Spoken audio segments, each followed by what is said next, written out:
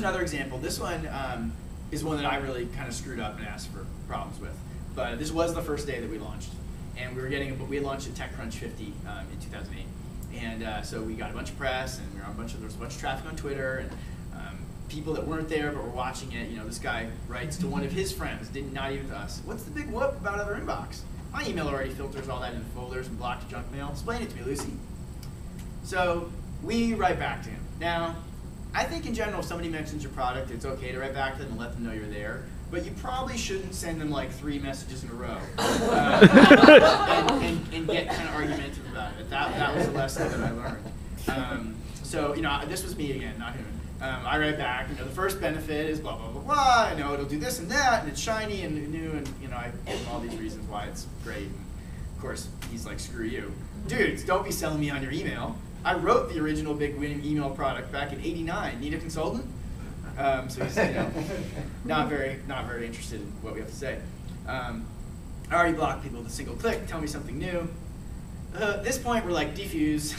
Okay, thanks for the laugh. That was pretty funny. Sorry to bother you. Right? Like, we'll go away.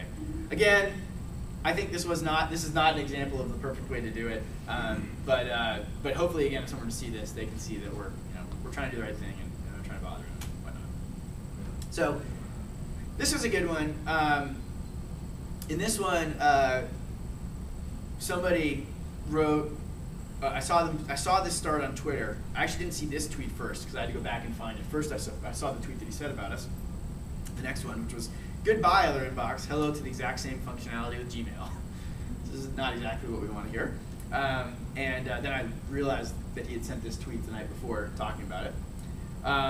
So this guy's saying, "Our thing's kind of useless. Here's a different way to do it." He was one of our users, and he wrote a blog post about it.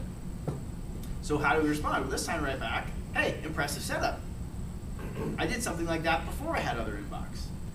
We'll respond on your blog with more comments." So didn't argue with him at all. You know, congratulated him, gave him some kudos, and kind of said we'd follow up later. So he writes back, "Thanks. Otherbox is great service. I just felt the need to scratch that itch myself." So already we've kind of like taken his like goodbye inbox, I've got my own better thing, to at least him saying like, "Hey, you guys are great. You know, I still like what you're doing," right? So again, if somebody were to see this whole conversation, which hopefully they're going to see that whole thing together, I feel better about that than just leaving his tweets out there by themselves. So then I write back, "Okay, but now I want your feedback even more. I'm trying to win him back over." And so we gave him some free access to a premium account. So here's his blog post where he talks about how if you want to go write a bunch of code and set up your own server, you don't need to sign up for other inbox. And so one of our interns who is doing social media for us wrote back to him. He also kind of the same kind of tone. "Hey Phil, it's a great setup," with your, kind of like congratulating him and pumping up his ego by talking about his experience and his knowledge and he's a programmer, and at the exact same time, like kind of making it sound like, look at how hard it is to go do this on your own. Wouldn't it be easier to just sign up for other inbox? So it's like, with your experience and knowledge of Ruby on Rails, seems like a good solution for you. If you want to write your own code, run your own server, hey, the world's your oyster. You can do whatever you want. Then we talk about maybe some of the different challenges with that, some other features you might have helpful, and then follow up with them. So hey, we're paying attention. We saw his blog post, and at the same time, guess what? Nobody else commented on his blog post. Like he thought it was the coolest thing in the world. Somebody was reading his blog, and then we were paying attention, and we commented on it. And I think it really didn't like change his mind, but again, we're there. Part of the Woody Allen code showing up, like we noticed the post, we're there, we responded to it. If somebody reads it, we're represented, and we've got our kind of feedback on it, and it's in a constructive way. So this wasn't a this was the quote from the description. This was a real one. So I see a tweet I get every time somebody submits a thing from GetSatisfaction. The subject's just like, "This is a scam" in all caps. I'm like, great. What's this one going to be?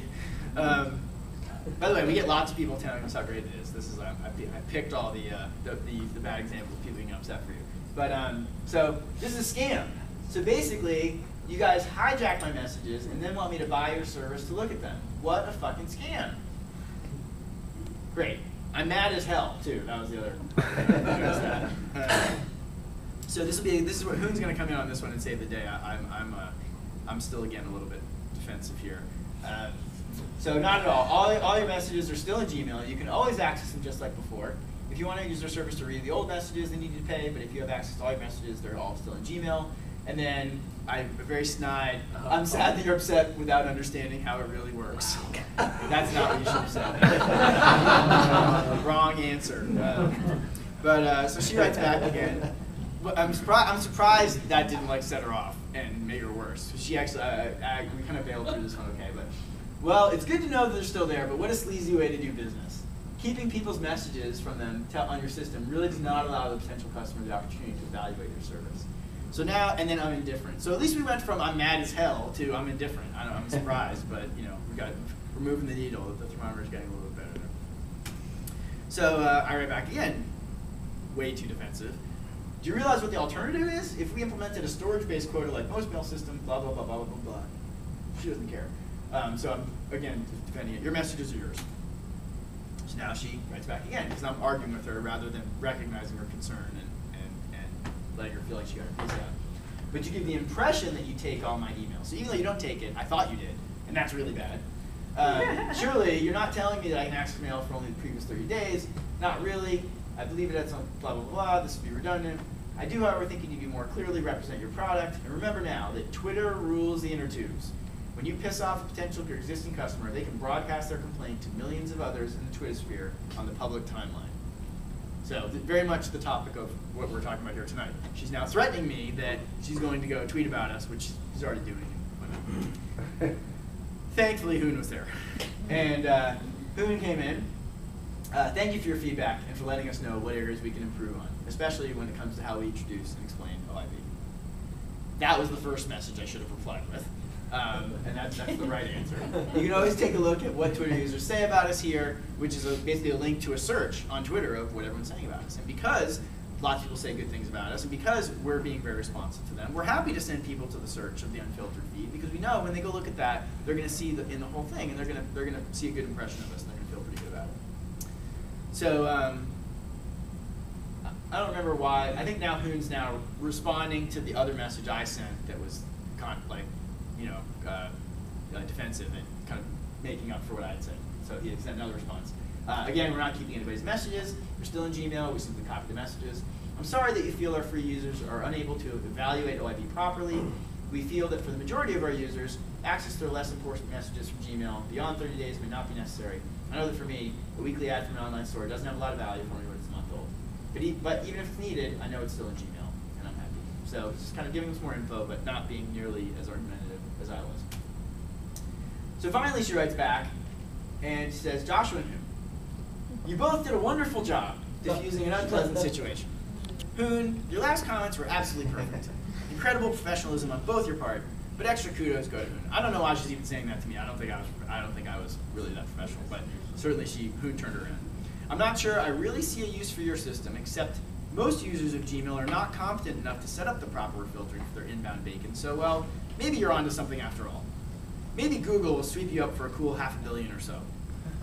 I'm willing, if possible, to have this stream removed from GetSatisfaction if you like. So, and then I'm happy.